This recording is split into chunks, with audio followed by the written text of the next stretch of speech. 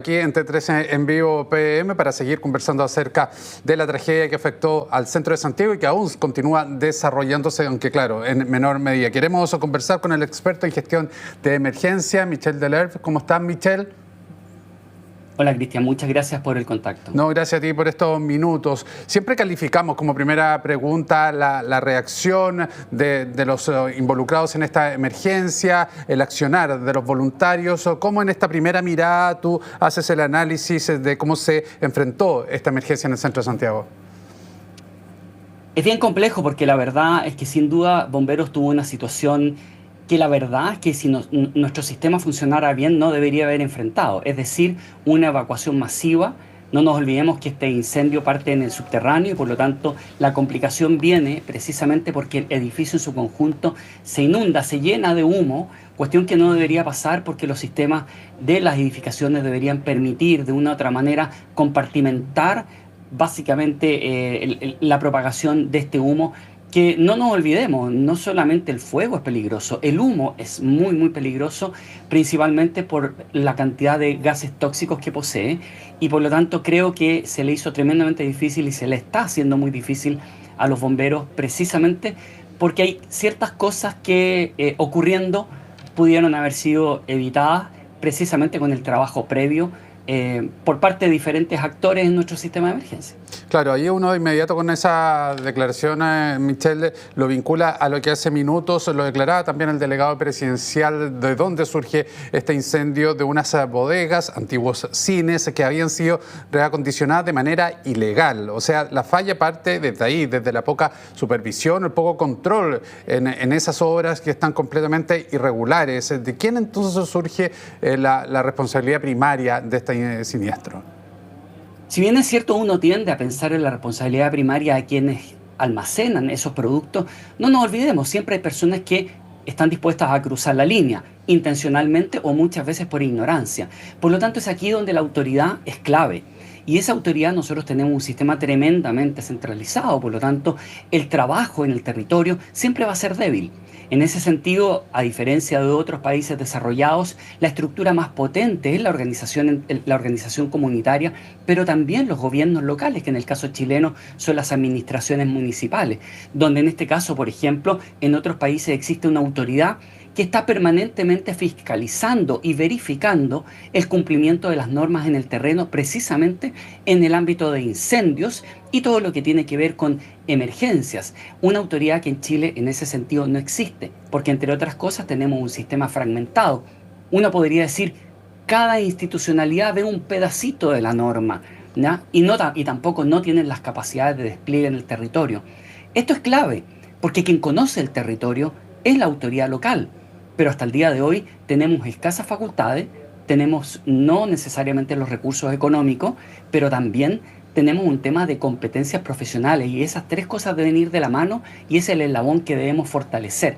Este incendio se ha complicado por la evacuación, pero no nos olvidemos que en la zona centro de nuestra ciudad hemos visto incendios complejos de manera bastante seguida. Yo te diría que es noticia a lo menos algún tipo de establecimiento comercial con bodegas y edificios, incluso algunos bastante nuevos o modernos, mensualmente. Y eso nos debe llevar a repensar y tomar acción frente a nuestras debilidades. Claro, ahora, Michel, tú hablas de la fiscalización por parte de la autoridad municipal. ¿Incluye también la fiscalización a edificios que tienen una antigüedad mayor? Yo no sé, desconozco la administración de ese edificio como tal, pero tú planteas que uno de los grandes inconvenientes, y así se describe también por parte de testigos, tiene que ver con la dificultad que tuvieron de salir o evacuar por las escaleras porque las escaleras estaban completamente llenas de humo. Se supone que son escaleras que dan esa seguridad ante una emergencia como tal para poder descender y poder evacuar y no tener esas imágenes que estamos observando donde hay gente asomada en sus ventanas pidiendo ayuda que pudo, insisto, haber significado una tragedia mucho mayor si las llamas hubieran avanzado. Ahí de ese chequeo correspondiente a la estructura misma del edificio, ¿quién debe asumir la responsabilidad? En Chile es muy complejo porque la verdad es que tenemos, entre otras cosas, autoridades que estamos a nivel de Ceremi, por ejemplo, el Ceremi de Salud y otras autoridades que en lo práctico terminamos con normas que son más bien, digamos, un acto burocrático un acto académico, pero que no tiene una expresión real en el territorio. Y por lo tanto terminamos funcionando sobre el daño, estableciendo una polémica que sabemos que siempre se repite, pero donde nunca tomamos acción para poder corregir este tipo de elementos. Voy a poner un ejemplo muy concreto en este caso. Por ejemplo, la debilidad que tiene nuestra normativa o nuestro estándar en materia de alarmas de humo. Si nosotros tuviéramos buenas alarmas de humo debidamente integradas en un edificio, el edificio en su conjunto no se entera cuando está inundado de humo, sino que básicamente se entera cuando hay una pequeña cantidad de humo, en este caso en un subterráneo. Nuestra débil norma respecto de los rociadores automáticos, la activación de 5 rociadores conocidos como sprinkler también, son capaces de apagar un incendio en su inicio con la activación de solamente 5 cabezales. Pero si no son capaces de activarlo, a lo menos de apagarlo, a lo menos son capaces de retrasar la propagación y eso permite, entre otras cosas, evacuación. Pero también si nos vamos al edificio en su conjunto, el hecho, por ejemplo, de tener las puertas de las cajas de escala debidamente mantenidas para que se mantengan cerradas, una comunidad organizada y entrenada para que tenga conciencia de que esas puertas no deben ser abiertas ni deben permanecer abiertas, precisamente porque si hay un incendio, incluso en un piso residencial, y ese humo ingresa a la caja de escala queda inhabilitada para evacuación. Y lo que hemos visto, entre otras cosas, es que Bomberos ha debido hacer evacuación en un edificio a través de escalas mecánicas y eso, la verdad, es lento, incluso tiene niveles de riesgo, Claro. cuando en realidad las condiciones de nuestra estructura deberían estar adaptadas y deberían ser operativas para hacer evacuaciones por el interior. Claro, obviamente, y es lo que se relata ahí, que no estaban habilitadas para recibir esa cantidad de gente que estaba bajando. Ahora, Michelle, se produce nuevamente la diferencia que hay entre una comunidad que pueda tener los recursos correspondientes, edificios nuevos, estructuras nuevas, que sí tienen estos sistemas de detección de humo, pero no así muchísimos edificios que no cuentan con eso. Hoy día, desde el punto de vista de quien recibe, por ejemplo, es parte de la exigencia que se puede hacer a la administración. Hoy día no hay una norma que obligue a tener esas medidas de seguridad. La verdad es que la norma es bastante, yo te diría, más que hacer una calificación, quiero señalar que es una norma muy atrasada. En otros países, por ejemplo, estamos hablando de décadas, donde cada habitación, cada espacio dentro de un edificio debe tener detectores de humo, en general, o alarmas de humo. En general, lo que uno se encuentra con las alarmas de humo, aquellos edificios que lo poseen, están en los pasillos. Eso ya es una alarma absolutamente tardía.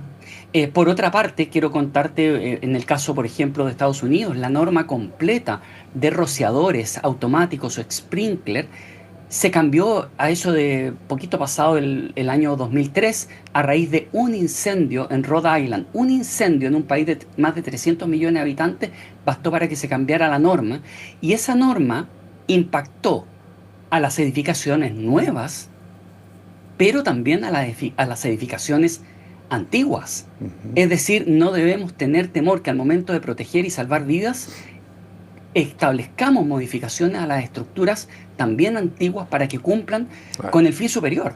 Ahora, ¿hay que ver el tema económico? Sí, y por lo tanto hay que hacerlo progresivo, hay que generar incentivos. Por ejemplo, en el caso de lo que yo te señalo, los rociadores automáticos, los restaurantes antiguos que tenían capacidad de más de 100 personas, si es que incumplían alguna norma contra incendios en un año, se veían obligados a tener que hacer esa inversión. Por lo tanto, tú comprenderás que el incentivo ante una inversión cara era tremendo. La verdad es que muchos obviamente lo que hacían era preocuparse porque todo funcionara y bueno, se evitaban una inversión importante.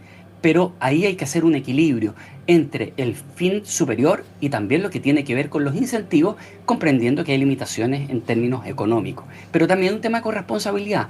Hay medidas como el tema de las aperturas, los cierres de las puertas, los brazos hidráulicos de las puertas en las cajas de escala, que eso en realidad debería ser fiscalizado, pero eso no quita la corresponsabilidad social de una comunidad en un edificio o en un edificio de habitación de estas características. Quiero cerrar esta idea porque me parece que este es un tema muy importante.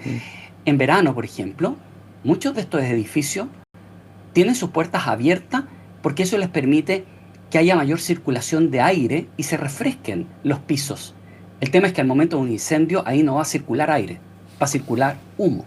Y por lo tanto, esta es una materia que requiere de preparación comunitaria y requiere de informar a la comunidad para que sepan a qué riesgos se enfrentan y qué medidas deben tomar para disminuirlos. Sin duda que es así, pensando en ese bien superior que tú planteas y que tiene que ver con la protección de la vida de las personas ante una emergencia. Michelle, muchísimas gracias por estos minutos, que estén muy bien, buenas tardes.